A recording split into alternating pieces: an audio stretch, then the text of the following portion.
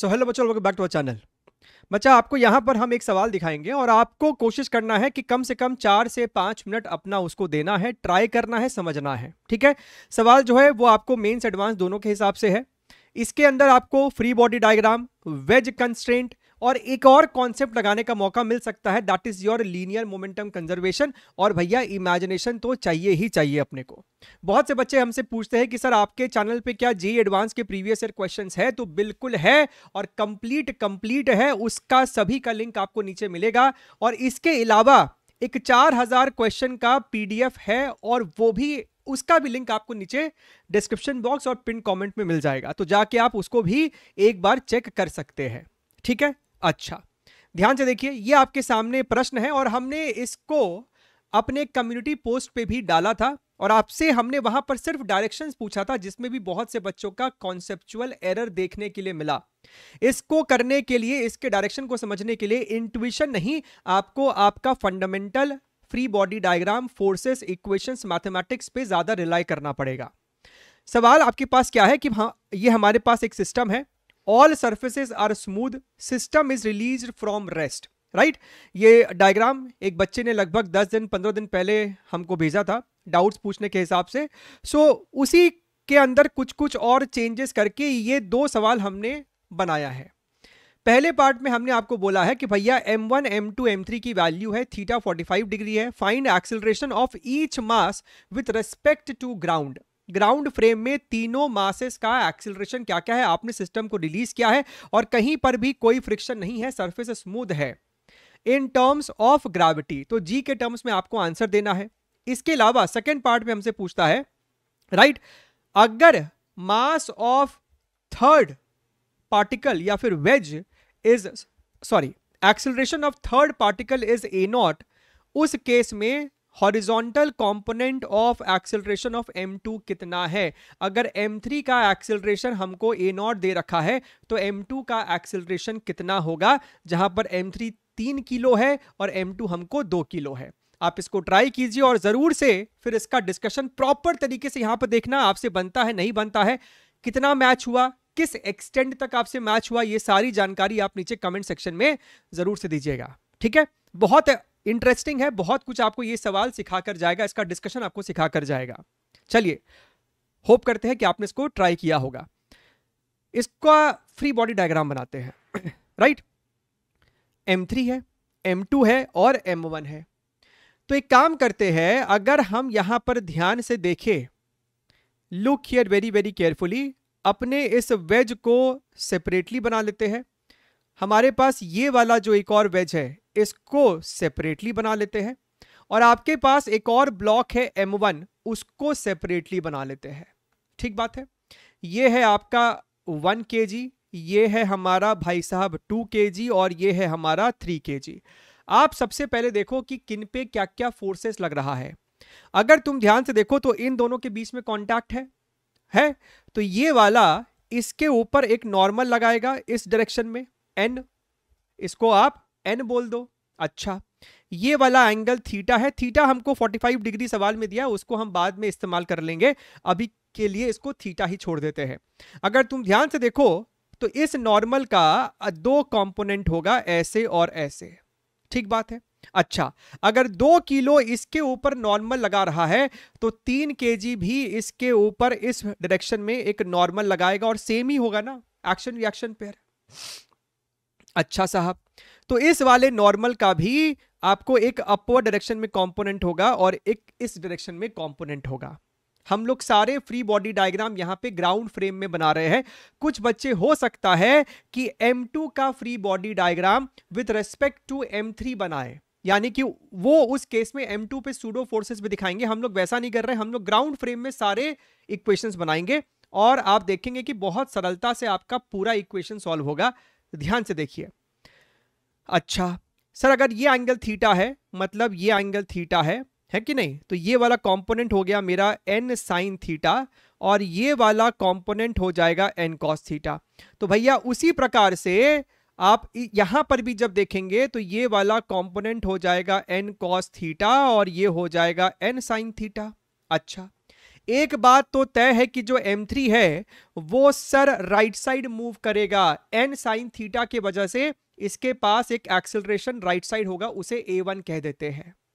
ठीक है, अच्छा इसको a1 कह दिया। सर ये नीचे तो मूव कर नहीं सकता क्योंकि नीचे मेरे पास ग्राउंड है। अच्छा सर, और अब ध्यान से देखना, इस 2 kg पे आपको ग्रेविटेशनल फोर्स भी दिखाना पड़ेगा, मास इनटू ग्रेविटी। सर यहां पर क्यों नहीं दिखाया हमने मास इनटू ग्रेविटी? दिखाने को दिखा सकते थे 3g, और ग्राउंड इस पे नॉर्मल लगा रहा है n2 या फिर n1, वो भी दिखा सकते थे, लेकिन इसकी हमें जरूरत नहीं है क्योंकि हमसे ये n1 नहीं पूछा गया है। वर्टिकल डायरेक्शन में कोई भी इसका एक्सेलरेशन नहीं है, तो ये फोर्सेस को दिखा के अभी कोई बेनिफिट नहीं है क्योंकि हमसे n1 नहीं पूछा गया है।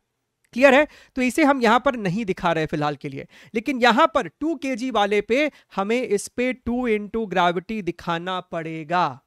अब तुम यहां पर ध्यान से देखो, पूरे सिस्टम पे अगर तुम ध्यान से देखोगे ना, पूरे सिस्टम को, तीनों को अगर तुम एज अ सिस्टम ट्रीट करोगे तो भैया ग्रेविटेशनल फोर्स डाउनवर्ड डायरेक्शन में लग रहा है, यानी कि भैया m2 m1 आपको नीचे तो गिरेगा ही गिरेगा।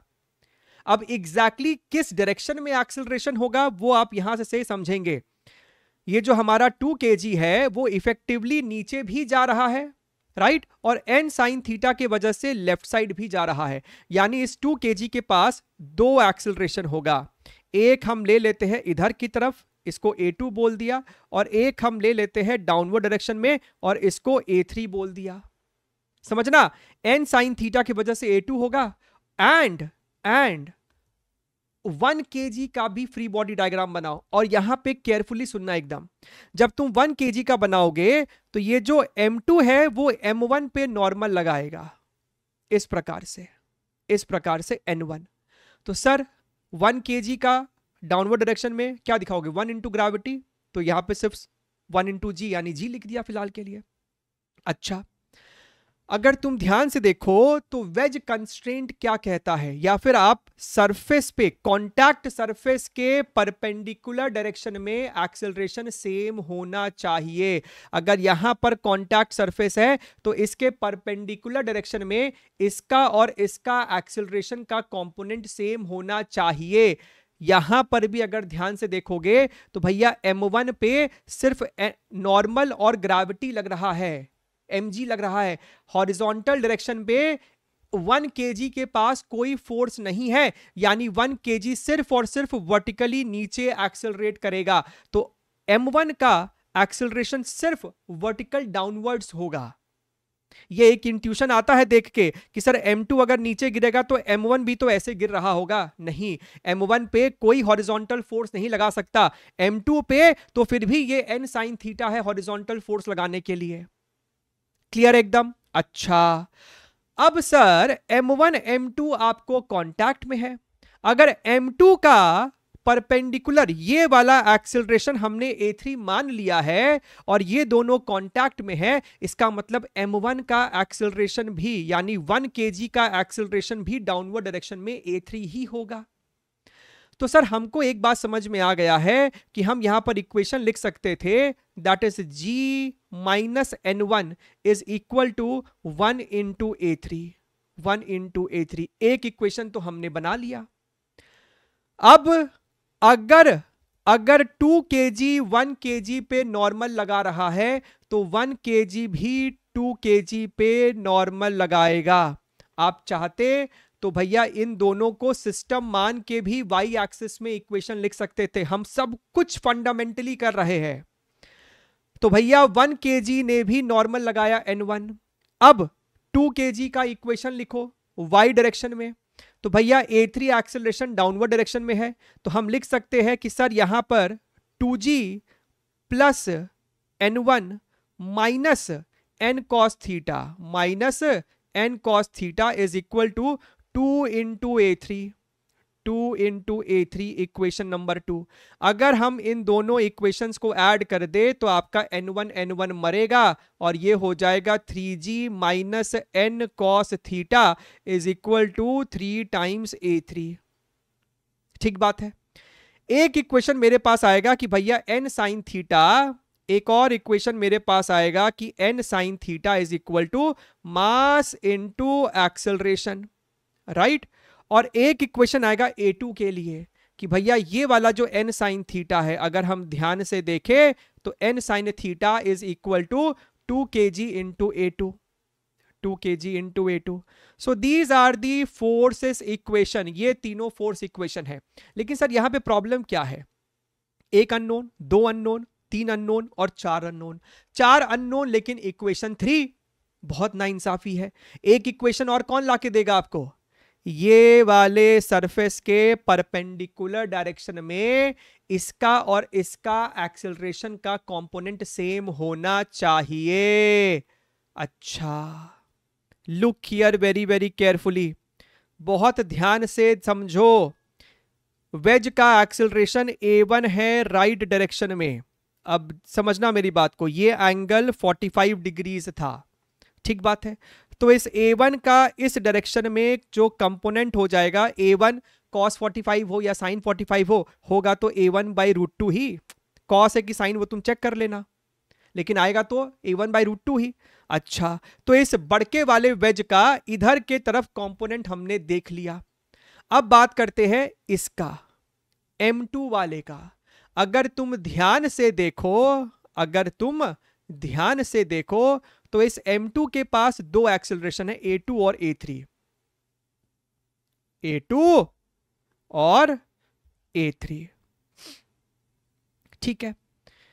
इस डायरेक्शन में जब तुम कंपोनेंट लोगे, भैया ये एंगल आपको 45 डिग्रीज है, तो भैया A3 का इधर के तरफ जो एक कंपोनेंट आएगा वो आ जाएगा A3 बाई रूट 2, है ना। A3 cos 45 sin 45 जो भी आएगा, और A2 का इस डायरेक्शन में कंपोनेंट आ जाएगा अगेन A2 बाई रूट 2। तो भैया कंसेप्ट ये कहता है कि ये वाला जो एक्सेलरेशन है which is your A1 by root 2 that should be equal to this minus this, right। इसका इधर के तरफ जो इफेक्टिव कंपोनेंट आ रहा है that is this minus this, और ये सेम होना चाहिए। सिर्फ मैग्नीट्यूड ही नहीं, डायरेक्शन भी सेम होना चाहिए इधर के तरफ कंपोनेंट्स का। तो भैया A3 by root 2 minus A2 by root 2 which is A3 minus A2 by root 2। तो भैया यहां से मेरे पास एक और इक्वेशन आ रहा है कि A1 plus A2 is equal to A3। Clear है? इसको हम हटा रहे हैं, इसको हम यहां से हटा देते हैं। बस अब हमारे पास सब कुछ निकल कर आ गया है। अगर तुम इस इक्वेशन को प्यार से देखोगे तो भैया A1 plus A2 is equal to A3। A1 की वैल्यू यहां से तुम लिख नहीं सकते हो n साइन थीटा बाई 3, तो लिखो n sine theta by 3 plus A2 की वैल्यू यहां से लिखो n sine theta divided by 2, और A3 की वैल्यू यहां से आप लिखेंगे that is your 3g minus n cos theta divided by 3। अच्छा, दोनों तरफ 6 से मल्टीप्लाई कर दो तो ये आपको हो जाएगा 2n साइन थीटा, ये आपको हो जाएगा 3n साइन थीटा, और ये आपको हो जाएगा 6g minus 2n cos theta, ठीक है। अच्छा, अब अगर हम और ध्यान से देखेंगे तो भैया ये आपको इधर की तरफ आएगा तो 5 एंड बाय द वे ये सब आपको 45 डिग्री है, 45 डिग्री है। तो अगर हम यहां पर एंगल भी सब्स्टिट्यूट कर दे तो तुमको दिखाई देगा कि भैया कॉस और साइन तो फिर हम लोग ऐड कर पाएंगे। ये आपको 45 डिग्री है, ये आपको 45 डिग्री है, ये आपको 45 डिग्री है। तो अगर हम ध्यान से देखें, ये जब इधर आएगा तो आप यहां पर लिख सकते हैं ना 7n into 1 by root 2 is equal to 6g, समझ रहे हो?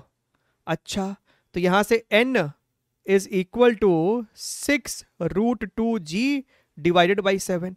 तो हमारे पास ये n की वैल्यू निकल कर आ गई है। और एक बार आपका ये n निकल कर आ गया, अब आप इसको इन रेस्पेक्टिव इक्वेशंस में डालते जाइए। यानी कि अगर हम इसमें डाल देंगे तो ये आपको कितना हो जाएगा 6, समझिएगा, ये आपको हो जाएगा 6 root 2g divided by 7 multiplied by sine 45 degree is nothing but 1 by root 2 3a1। अगर हम ध्यान से देखें तो इसने इसको मार दिया, इसने इसको मारा, तो ये 2, यानी कि a1 की वैल्यू हो जाएगी 2g/7। तो मेरे को ये a1 की वैल्यू निकल कर आ गई। अच्छा अच्छा, देखिएगा नेक्स्ट a2 भी निकाल सकते थे। अगर तुम ध्यान से देखोगे तो भैया ये दोनों तो आपको इक्वल ही है, यानी ये दोनों टर्म इक्वल होगा। So 3a1 is equal to 2 times a2। So 3 into a1 की वैल्यू है 2g/7 is equal to 2a2। 2 ने 2 को मार दिया, तो यहां से a2 की वैल्यू निकल के आ रही है 3g/7। तो हमारे को a2 भी पता चल गया। अब चाहिए हमको यहां पर a3। देखिएगा, अब अपने को चाहिए यहां पर a3। अच्छा देखिए, तो सर a3 के लिए इस इक्वेशन का इस्तेमाल करेंगे। सो 3g minus n, 3g minus n कहां गया, और n अभी अभी हमने कैलकुलेट किया था। Let me bring it back. अगर तुम ध्यान से देखो, a2 कैलकुलेट किया, नॉर्मल हमने अभी अभी कैलकुलेट किया था। इस नॉर्मल को यहां पर एक बारी प्लग इन करो, इसको हटा देते हैं, इसको एक बार हटा देते हैं हम लोग। तो यहां से अपने को आ जाएगा 3g minus 6√2 gravity by 7 into ये हमारा cos 45 डिग्री है, यानी 1/√2 is equal to 3 times a3। तो भैया √2 ने √2 को मारा, ये हमारा 6g है। ये इधर 3 7 कितना होता है 21, 21 माइनस 6 आपको कितना हो जाएगा 15। So 15g divided by 7 is equal to 3a3। So a3 is equal to 5g/7 आ गया। तो भाई साहब हमारे पास अब a1 a2 a3 सबके सब है। और अगर तुम केयरफुली देखोगे तो हमसे सवाल में पूछा गया था m1 का एक्सेलरेशन। m1 का एक्सेलरेशन a3 के बराबर था, तो वो हमारे पास है, हो गया। So acceleration of m1 is 5g/7, acceleration of m3 is a1 के बराबर, और a1 आया था 2g/7। तो ये है हमको साहब 2g/7। और एक्सेलरेशन ऑफ m2 कितना हो जाएगा, अगर तुम ध्यान से देखो तो m2 का 2 एक्सेलरेशन था, a2 और a3। तो a2 और a3 का रिजल्टेंट लेना पड़ेगा। ये a2 है, ये a3 है। तो भैया आपको यहां से g/7 तो बाहर निकल जाएगा, लेकिन 3 का स्क्वायर प्लस 5 का स्क्वायर, 25 प्लस 9 कितना होता है आपको भैया, 25 प्लस 9 34। तो यहां पर आपको 34। So these are the 3 accelerations. Done एकदम। अच्छा, इसके सेकंड पार्ट में हमसे बोला जा रहा था कि अगर m3 की एक्सेलरेशन a0 है तो m2 का हॉरिजॉन्टल कंपोनेंट का एक्सेलरेशन कितना होगा, यानी साहब a2 कितना होगा। तो आप यहीं पर देख सकते हैं कि भैया a1 और a2 में रिलेशन है। क्या रिलेशन है कि भैया 2a2 is equal to 3a1, यानी कि a2 is equal to 3a1/2, और a1 की वैल्यू हमको दे रखा है a0, यानी कि 3a0/2। क्लियर एकदम। अच्छा, इस पूरे चीज को, ये जो हमने इस a0 में और इसके इस a2 में जो रिलेशन निकाला, वो आप ऐसे भी निकाल सकते थे कि भैया पूरे सिस्टम पे अगर तुम पूरे को एज अ सिस्टम ट्रीट करो तो हॉरिजॉन्टल डायरेक्शन में नेट फोर्स कुछ नहीं है। क्यों सर, यहां पे नॉर्मल तो लग रहा है। भैया जब ये नॉर्मल लग रहा है ठीक बात है, लेकिन जब तुम पूरे को ऐसा सिस्टम लोगे तो ये नॉर्मल तो इंटरनल हो गया, कट गया। तो भैया पूरे सिस्टम पे आपको इफेक्टिवली हॉरिजॉन्टल डायरेक्शन में कोई फोर्स नहीं है, और अगर हॉरिजॉन्टल डायरेक्शन में कोई फोर्स नहीं है तो आपका मोमेंटम जो होगा वो कंजर्व्ड होगा इन योर एक्स डायरेक्शन। अच्छा, शुरुआत में आपको सिस्टम रेस्ट पर है, ठीक बात है सर, राइट। कुछ टाइम बाद मान लेते हैं कि इसकी वेलोसिटी हो जाती है v0, और m2 की हॉरिजॉन्टल वेलोसिटी हो जाती है v2। सर m1 के पास तो कोई हॉरिजॉन्टल स्पीड आएगा ही नहीं, वो हमने फोर्स डायग्राम से चेक कर रखा है, इस पे कोई हॉरिजॉन्टल फोर्स नहीं है। यानी कि कुछ देर बाद इसका मोमेंटम हो जाएगा आपको m3 इंटू v0, और इसका मोमेंटम हो जाएगा माइनस, क्योंकि v2 लेफ्ट साइड होगा, वो डायरेक्शन हमको समझ में आता है। ये आपको हो जाएगा m2 इंटू v2। अच्छा, अगर हम दोनों तरफ अब डिफरेंशिएट कर दे तो भैया ये आपको हो जाएगा A0 और ये आपको हो जाएगा A2। तो वापस से हमको वही रिलेशन निकल के आ जाएगा A2 और A0 के बीच में। तो अगर सिर्फ हमसे सवाल में इतना ही चीज पूछा जाता तो फिर ये सवाल आपको इवन मेंस में भी पूछा जा सकता था और दिमाग बच्चे को लगाना पड़ता। अगर सिर्फ इतना सा पूछता और तुम दुनिया भर का फोर्स इक्वेशन लिखने बैठ जाओगे तो फिर वो स्मार्ट नहीं कहलाएगा। ठीक है, I hope you took the entire learning and चलिए, take care, wish you all the very best and bye bye।